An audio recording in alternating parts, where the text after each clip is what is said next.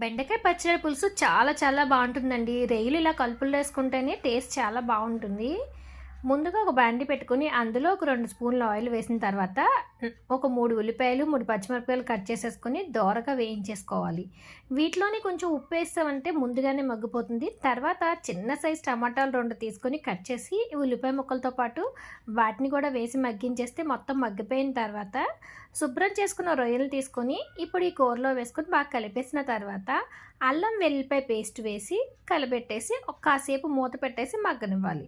మగ్గిపోయిన తర్వాత లేత బెండకాయల్ని కట్ చేసుకొని ఇందులో వేసేసుకొని మీ రుచికి తగ్గట్టుగా కారం నేనైతే ఒక 2 స్పూన్లు వేసాను. 2 స్పూన్ల మసాలా పౌడర్ కూడా వేసుకొని మొత్తం కలిపేసి కొంచెం వాటర్ ఎక్కువగానే పోసేసి మూత పెట్టి బాగా ఉడకనివ్వండి. బెండకాయ ముక్క ఉడికిపోయిన తర్వాత చింతపండు పులుసును కూడా తీసుకొని ఇందులో వేసేసి ఒక 20 నిమిషాల పాటు మరిగిస్తే పులుసు రెడీ అయిపోతుంది. ఫైనల్లో కొత్తిమీర వేయండి.